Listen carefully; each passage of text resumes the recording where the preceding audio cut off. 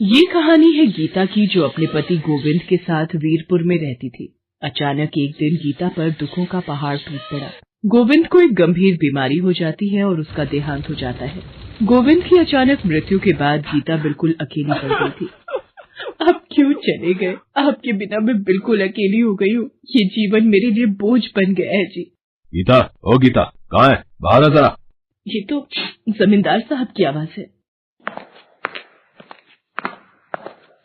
नमस्ते जमींदार साहब। गीता, गोविंद ने मेरे से 2 लाख रुपए का कर्जा उठाया था। अब वो तो इस दुनिया में है नहीं। अब तू ये बता कि मेरा कर्जा तू कब तक चुका देगी? पर मालिक, मेरे पति ने तो मुझे कभी इस बारे में नहीं बताया, वरना वो मुझे अपनी हर छोटी बड़ी बात बताते थे। और वो इतने पैसे कर्जे पर क्यों लेंगे? देख गीता, मुझे कुछ नहीं सुनना। तू मुझे मेरे पैसे लौटा दे। मैं तुझे 1 हफ्ते का समय देता हूँ। अगर तूने 1 हफ्ते में मेरे पैसे नहीं लौटाए तो तुझे घर खाली करना पड़ेगा। मालिक, इतनी जल्दी मैं इतने सारे पैसों का इंतजाम कैसे करूंगी? आप तो जानते ही हो मेरे घर की क्या हालत है। अचानक इनके देहांत के बाद मेरे लिए घर का गुजारा करना भी बड़ी मुश्किल से हो पा रहा है।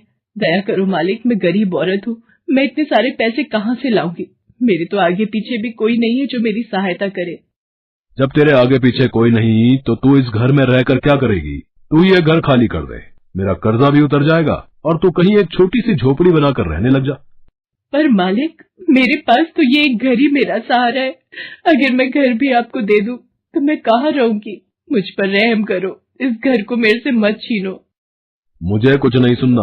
अगर तूने 1 हफ्ते तक पैसों का इंतजाम नहीं किया तो मैं तुझसे ये घर छीन लूंगा। जमींदार गीता को अगले हफ्ते आने की धमकी देकर चला जाता है। 1 हफ्ता बीत जाता है। गीता पैसों का इंतजाम नहीं कर पाती। जमींदार अपने आदमियों के साथ आता है। इसके घर का सारा सामान फेंक दो, निकालो इसे घर से। मुझ पर रहम करो मालिक, मैं कहाँ जाऊंगी? मुझे इस घर से मत निकालो। जमींदार गीता की एक नहीं सुनता। वो गीता को घर से निकाल देता है। गीता रोती हुई एक नदी किनारे पहुंचती है। हे भगवान, अब इस दुनिया में मेरा है ही कौन? मैं जीकर क्या करूंगी? मैं किसके लिए जीऊंगी? मेरा मर जाना ही अच्छा है। मैं इस नदी में कूदकर अपनी जान ही दे देती हूँ। इतना कहते ही गीता नदी में कूदने ही वाली होती है कि तभी उसे एक बच्चे के रोने की आवाज आती है। गीता इधर उधर देखती है कि बच्चे के रोने की आवाज कहाँ से आ रही है। वो देखती है एक पेड़ के नीचे एक टोकरी में छोटा सा बच्चा रो रहा होता है। गीता उस बच्चे के पास जाती है और उसे गोद में उठा लेती है। ये किसका बच्चा है? कितना मासूम और प्यारा बच्चा है। और इसके माँ बाप इसको छोड़ गए। इसके माँ बाप कहाँ हैं? इस बच्चे को यहाँ अकेला भी तो नहीं छोड़ सकती। मुझे इसे अपने साथ ही लेकर जाना होगा। गीता उस बच्चे को अपने साथ लेकर गांव में पहुंचती है और एक घर से थोड़ा सा दूध लेकर उस बच्चे को पिलाती है। कुछ देर बाद वो बच्चा मल कर देता है। गीता उसका मल साफ करने लगती है। वो देखती है, ये क्या? ये मल तो सोने का बन गया। पर ऐसा कैसे हो सकता है? अभी कुछ देर पहले तो ये मल था, अचानक सोना कैसे बन गया?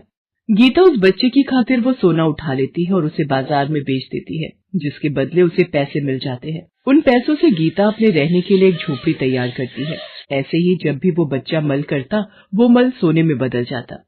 ये बच्चा जब भी मल करता है वो सोने में बदल जाता है। हे भगवान, ये तो कोई चमत्कार है। ये बच्चा कोई साधारण बच्चा नहीं है, ये तो कोई जादुई बच्चा है। ऐसे ही दिन बीतने लग जाते हैं।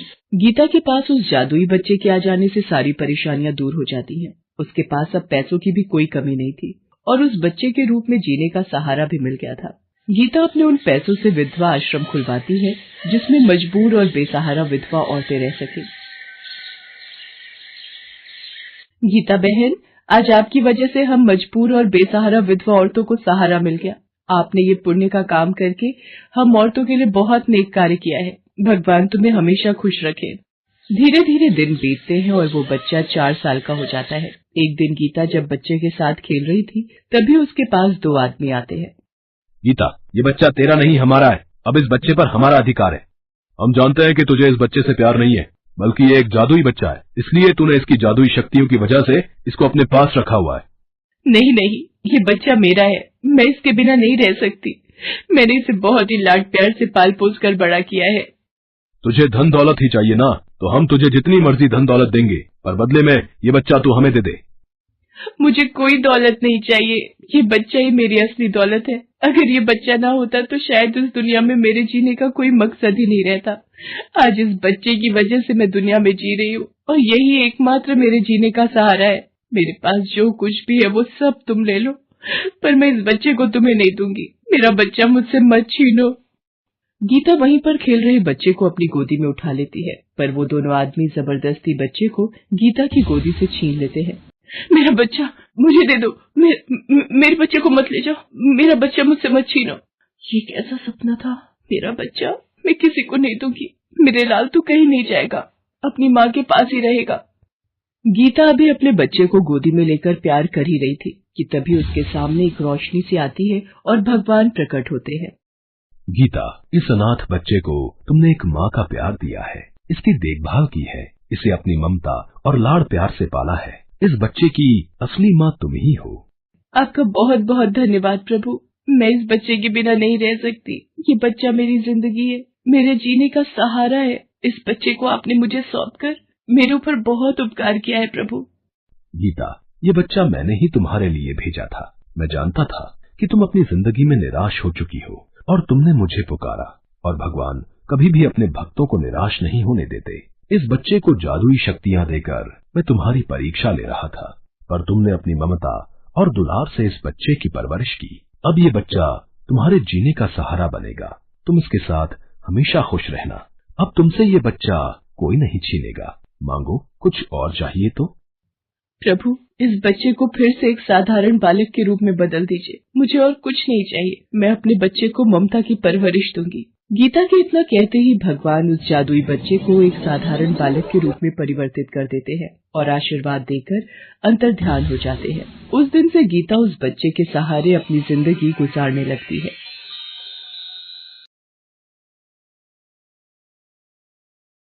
प्रीति अपने भैया भाभी के साथ कानपुर में रहती थी। बचपन में ही प्रीति के माता पिता का देहांत हो चुका था। उसके बाद प्रीति के भैया ने ही उसकी देखभाल की। भैया की शादी के बाद प्रीति को लगा कि उसकी भाभी मां की तरह उसे प्यार देगी, पर हुआ उसके बिल्कुल विपरीत। प्रीति की भाभी मधुरिमा बहुत ही खड़ूस और गुस्से वाली थी। प्रीति के भैया को काम के सिलसिले में कानपुर से बाहर जाना पड़ता था, इसलिए प्रीति की भाभी प्रीति पर ज्यादा जुल्म करती थी। एक दिन, प्रीति थोड़ा जल्दी हाथ चलाए कर, देख नहीं रही मैं कितनी देर से भूखी बैठी हूँ, ला जल्दी से रोटी दे। अभी लाई भाभी, ये आपकी रोटी भाभी। मोती भूखा होगा, ये 2 रोटी उसे खिला देती हूँ। प्रीति के घर के पास एक कुत्ता रोजाना आकर बैठ जाता था। प्रीति उसे प्यार से मोती कहकर बुलाती थी। अपने हिस्से का खाना अक्सर वो मोती को खिला देती थी। मधुरिमा जब भी उससे गुस्सा होती तो प्रीति मोती के पास जाकर बैठ जाती और उस बेजुबान जानवर को प्यार करके अपना सारा दुख उससे कहती। ये ले मोती, इससे पहले कि भाभी देख ले, तू जल्दी से ये रोटी खा ले। बड़ी मुश्किल से तेरे लिए छिपा कर लाई हूँ। एक तू ही तो मेरा दोस्त है जो मेरे मन की बात जानता है। भाभी मेरे से बहुत काम करवाती है मोती, मैं थक जाती हूँ। अरे कहाँ मर गई प्रीति की बच्ची, ये बर्तन तेरी माँ धोएगी ऊपर से आकर। कब से तुझे आवाज लगा रही हूँ, मेरा गला भी थक गया, पर तू तो ना जाने कानों में रुई डालकर घूमती है। भाभी मैं बर्तन कर दूंगी, पर आप मेरी माँ के बारे में कुछ भी गलत मत बोलो। वो बेचारी इस दुनिया में नहीं है। आप माँ को कुछ मत बोलो। मेरे आगे जुबान चलाती है, चल जा यहां से, वरना मुझसे बुरा कोई नहीं होगा। प्रीति बेचारी बर्तन धोते हुए रोने लगती है। तभी उसे मोती के भौंकने की आवाज आने लगती है। वो उसके लिए थोड़ा सा दूध लेकर पिलाने चली जाती है। इतनी देर में प्रीति का भाई महेश आ जाता है। वो मधुरिमा से कहता है, मधुरिमा, आज ऑफिस में वकील साहब आए थे। बाबूजी की वसीयत के मुताबिक गांव की 2 जमीनों में से एक जमीन हमें प्रीति की शादी के लिए रखनी है, जिसे बेचकर उसका पैसा प्रीति की शादी में लगेगा। मैं सोच रहा हूं कल गांव चला जाता हूं। मेरे दोस्त रवि की जान पहचान के कुछ लोग हैं जो जमीन अच्छे दामों में खरीद लेंगे।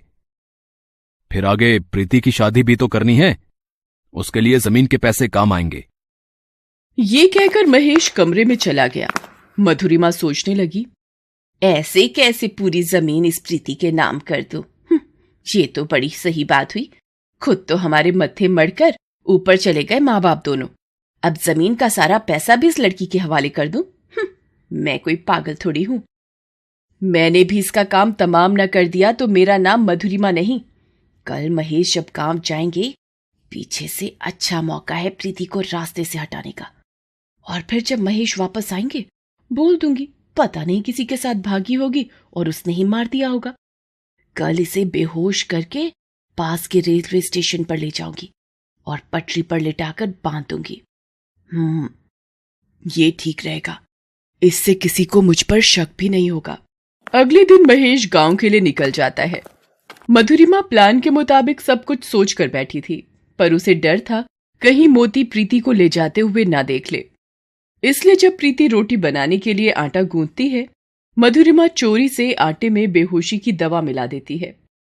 प्रीति रोटी खाकर बेहोश होने लगती है। मोती के भौंकने की आवाज सुनकर जैसे ही प्रीति उसे रोटी देने जाने लगती है, बेहोश होकर गिर जाती है। मधुरिमा मोती के आगे रोटी रख देती है। मोती का ध्यान रोटी पर था। इतनी देर में मधुरिमा प्रीति को पटरी पर बांध देती है। ये ट्रेन अब तक क्यों नहीं आई? इतनी देर हो गई है, कोई आ गया तो बवाल मच जाएगा। आज इसे मारने का अच्छा मौका हाथ लगा है। अरे ये क्या, ये कुत्ता यहाँ कैसे आ गया? ओह, इसे तो मैं बेहोशी की दवा मिले आटे की रोटी देकर आई थी। प्रीति बेहोश हो गई, ये क्यों नहीं हुआ? मधुरिमा जो रोटियां मोती के आगे रख कर आई थी वो उसने खाई ही नहीं थी, क्योंकि मोती हमेशा प्रीति के हाथ से ही रोटी खाता था। इसलिए मोती ने वो रोटी नहीं खाई। वो प्रीति की गंध को पहचानता था, इसलिए वो सूंघता हुआ यहाँ तक आ पहुंचा। इतनी देर में ट्रेन आने लगती है। प्रीति को भी होश आ जाता है। वो चिल्लाने लगती है, मैं यहाँ कैसे आ गई? कोई बचाओ मुझे, कोई मेरी रस्सियां खोलो। मोती इधर आओ, ये मेरी रस्सियां खोलो मोती। बेजुबान जानवर प्रेम के भूखे होते हैं। प्रीति मोती का बहुत ध्यान रखती थी। आज मोती के लिए वफादारी निभाने की बारी थी। वो प्रीति की सारी बातों को समझ रहा था। उसे पता था कि प्रीति किसी मुश्किल में है। मोती ने कोशिश की और रस्सियां खुल गई। प्रीति जल्दी से मोती के साथ पटरी के किनारे हो गई। ये सब देखकर मधुरिमा वापस घर की ओर भागी। मोती, आज तुमने मेरी जान बचाकर वफादारी का सबूत दिया है। अगर आज तुम ना होते तो मेरा बचना नामुमकिन था। चलो घर चलते हैं मोती। प्रीति जैसे ही घर पहुंचती है, महेश वापस आ चुका होता है। वो प्रीति की हालत देखकर समझ जाता है कि जरूर कोई बात है। वो जबरदस्ती प्रीति से सारी बात पूछता है। प्रीति रोते हुए अपने भाई से लिपट जाती है और सारी बात बता देती है। महेश गुस्से में मधुरिमा को थप्पड़ मारकर घर से निकलने को कहता है। मधुरिमा, भाभी तो मां के समान होती है, पर तुमने आज इस शब्द को मैला कर दिया। तुम निकल जाओ इस घर से अभी और इसी वक्त। तुम जैसी लालची औरत मेरे घर में नहीं रह सकती। नहीं भैया, भाभी को घर से मत निकालो। ये जैसी भी है मेरी भाभी माँ है। देखा तुमने, ये अभी भी तुम्हारे बारे में सोच रही है। शर्म आनी चाहिए तुम्हें। मुझे माफ कर दीजिए, मैं लालच में अंधी हो गई थी। प्रीति, मुझे माफ कर दो। मेरी प्यारी ननद, अपनी इस भाभी को माफ कर दो। प्रीति के कहने पर महेश मधुरिमा को माफ कर देता है। मधुरिमा को अपनी गलती का एहसास हो जाता है और उस दिन के बाद वो बिल्कुल बदल जाती है। प्रीति को अपनी भाभी माँ का प्यार मिल जाता है। मोती भी अब प्रीति के साथ उसके घर में ही रहने लगता है।